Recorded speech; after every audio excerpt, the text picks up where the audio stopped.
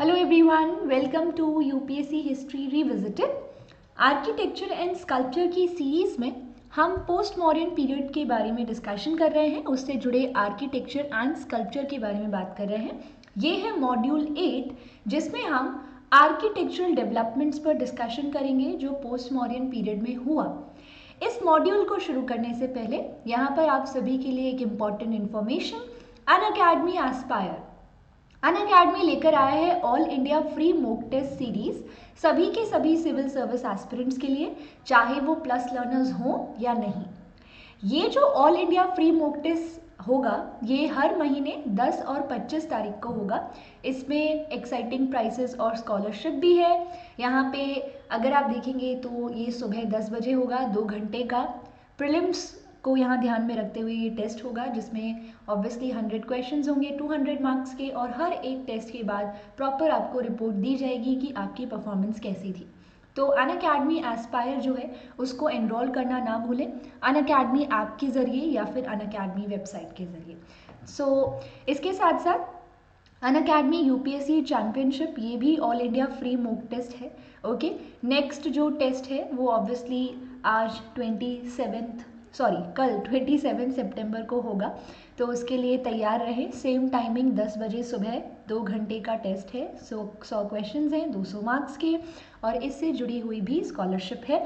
आपको 6 मंथ्स की free Unacademy plus की सब्सक्रिप्शन मिल सकती है अगर आप यहाँ पे टॉप 3 रैंकर बनते हैं तो इन दोनों ही टेस्ट को देना ना भूलें। एंड इसके साथ साथ यहाँ पे अनअकैडमी प्लस जो है उसे आप सब्सक्राइब कर सकते हैं। अनअकैडमी प्लस के बहुत सारे बेनिफिट्स हैं, आप यहाँ पे देख सकते हैं। स्ट्रक्चर्ड कोर्सेज आपको यहाँ पर देखने को मिलेंगे। Obviously batches Hindi, English, bilingual तीनों में है। लेट नाइट बैचेस भी है वर्किंग प्रोफेशनल्स के लिए। ऑप्शनल्स भी आपको यहाँ पर अलग से पे नहीं करना पड़ेगा। एक सब्सक्रिप्शन में ऑप्शनल, प्रीलिम्स और मेंस की टेस्ट सीरीज, इवन इंटरव्यू भी कवर है। ये कुछ अपकमिंग बैचेस हैं जो कि 28 सितंबर से स्टार्ट हो रहे हैं। ये बाइलिंगुअल बैच है जो आप यहाँ पर देख पा रहे हैं। इसके बाद ये जो बैच है ये ऑब्वियसली हिंदी में है, जिसमें हिंदी में ही पढ़ाया जाएगा और हिंदी में ही ऑब्वियसली यहाँ पे जो आपकी स्लाइड्स हैं, इसके साथ साथ जो स्टडी मटेरियल है वो प्रोवाइड किया जाएगा। एक्सपेंडिशन बैच इंग्लिश में पढ़ाया जाएगा, इंग्लिश में ही आपको पूरा स्टडी मटेरियल भी मिलेगा। तो ये कुछ अपकमिंग बैचेस हैं। अनअकैडमी प्लस को आप ज़रूर सब्सक्राइब कर सकते हैं, और सब्सक्रिप्शन पर 10% डिस्काउंट अवेल करने के लिए रिविजिट 10 रेफरल कोड का यूज़ करना ना भूलें।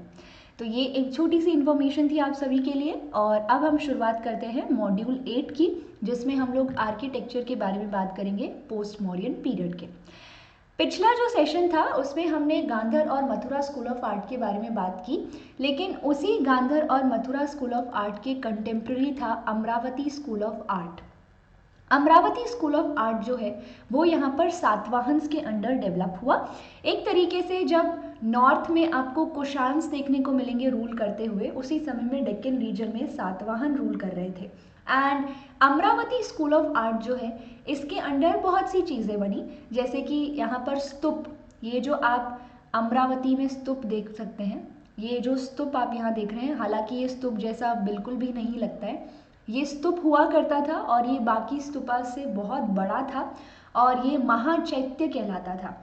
लेकिन आज के टाइम पर इस स्तूप की ये हालत है क्योंकि ऑब्वियसली कॉलोनियल पीरियड में ब्रिटिश रूल के अंडर इस स्तूप के अलग अलग हिस्सों को ले जाकर ब्रिटिशर्स ने ब्रिटेन ले जाकर अपने गार्डन्स को सजाना शुरू कर दिया।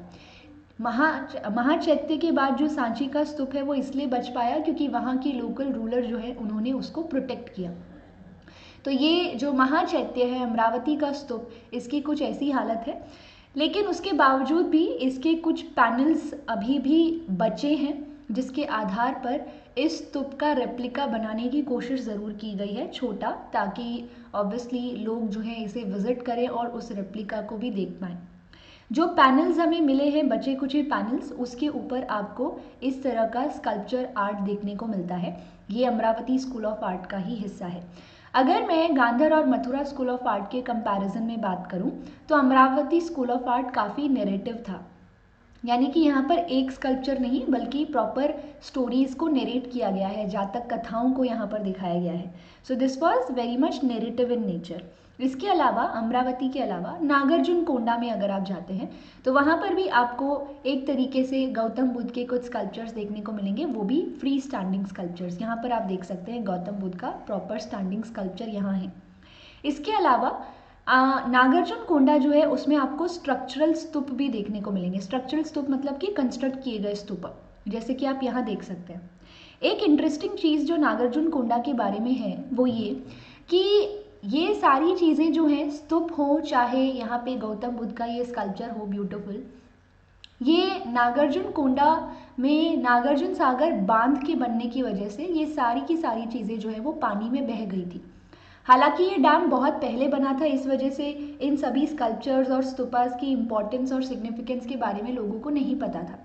बाद में जब इसकी इम्पोर्टेंस का पता चला तो मरीन आर्कियोलॉजिस्ट ने यहाँ पर पानी में से इन सब चीज़ों को निकालकर वापस से नागार्जुन कोंडा के प्लेन एरिया में इन सब चीज़ों को इस्टेब्लिश किया। यानी कि जहाँ पर ये आप यहाँ देख सकते हैं गौतम बुद्ध का स्कल्पचर है, ये इसकी ओरिजिनल पोजीशन नहीं है, ये कहीं और था। इसको पानी से इस तरह से निकाल कर बचाया गया और इस तरह से यहाँ पर लगाया गया है। इसी तरह से बहुत से स्तूप जो है उनका जो अंड वाला पोर्शन है ऑब्वियसली वो तो नहीं बचा है, लेकिन उसके जो बेस है उसको बचाकर यहाँ पर निकाल कर वापस से जगह जगह पर टूटे फूटे फॉर्म में लगाने की कोशिश की गई है। तो ये सब चीज़ें आपको pre Mauryan post Mauryan period में होती हुई देखने को मिलेंगी। So this is something which happen. Colonial period में बहुत सारा आर्ट एंड आर्किटेक्चर जो था उसके ऊपर बहुत ही बुरा असर पड़ा।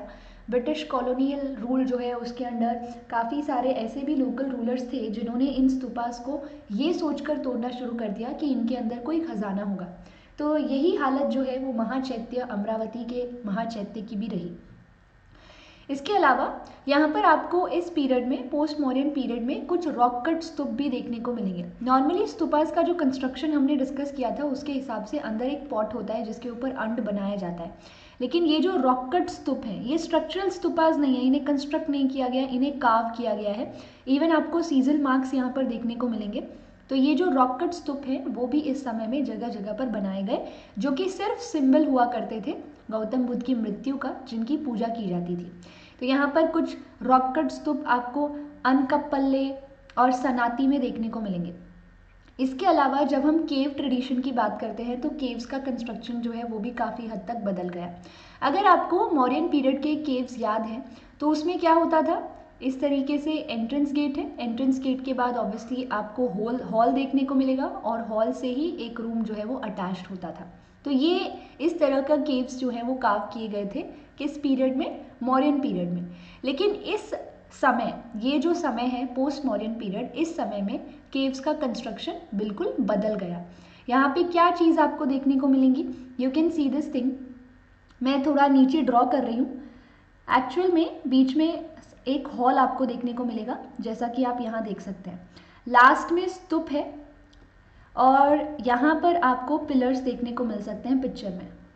लेकिन अगर आप इन पिलर्स के बियॉन्ड जाते हैं, लेफ्ट डायरेक्शन में या फिर राइट डायरेक्शन में, तो आपको देखने को मिलेगा कि सेल्स हैं, छोटे छोटे कमरे हैं और उनके डोर्स हैं। इस तरीके से आपको कमरे देखने को मिलेंगे, रूम्स देखने को मिलेंगे, जो कि मॉन्क्स के द्वारा यूज़ किए जाते थे ऑब्वियसली रहने के लिए। तो इस तरीके की केव्स जो है वो बनाई जाने लगी और इन केव्स को भी राजा, इसके साथ साथ ट्रेडर्स और मर्चेंट्स पैट्रोनाइज करते थे। जब भी पैसा आता था तभी इन केव्स के किसी न किसी हिस्से को कार्व किया जाता था। इसका एक छोटा सा प्रूफ मैं आपको दिखाती हूँ। अगर आप इस पिक्चर में देखेंगे तो आप देख सकते हैं कि ये जो पिलर्स हैं इनको कार्व नहीं किया गया है, बल्कि इनसे पहले के जो पिलर्स हैं उनको बहुत ही ब्यूटीफुली अच्छा खासा शेप दिया गया है। इसके पीछे का कारण है लैक ऑफ पैट्रोनाइजेशन। यहाँ पर कोई भी मर्चेंट आता है मान लो और वो कहता है कि मैं 1000 रुपये दूंगा, तुम मेरे नाम से एक पर्टिकुलर पिलर को ब्यूटीफुली कार्व करो। तो ये मर्चेंट्स नॉर्मली चुना करते थे कि कौन से पिलर को कार्व करना है। तो ऑब्वियसली बात है कि वो पीछे वाले पिलर्स को क्यों चुनेंगे अगर वो पैसा ही इन्वेस्ट कर रहे हैं तो इसी वजह से पीछे वाले पिलर्स जो है वो काफ़ी बार अनफिनिश्ड ही रह जाते थे, लैक ऑफ पैटर्नाइजेशन की वजह से। इसी तरह से आप यहाँ पर भी इस पिक्चर में भी सेम चीज़ देख सकते हैं।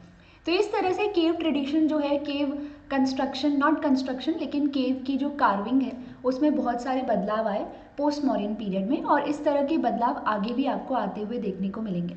So this was all about cave tradition, architecture of this period, post modern period.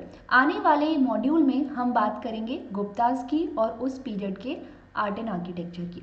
सो तब तक के लिए स्टे ट्यून्ड, थैंक यू।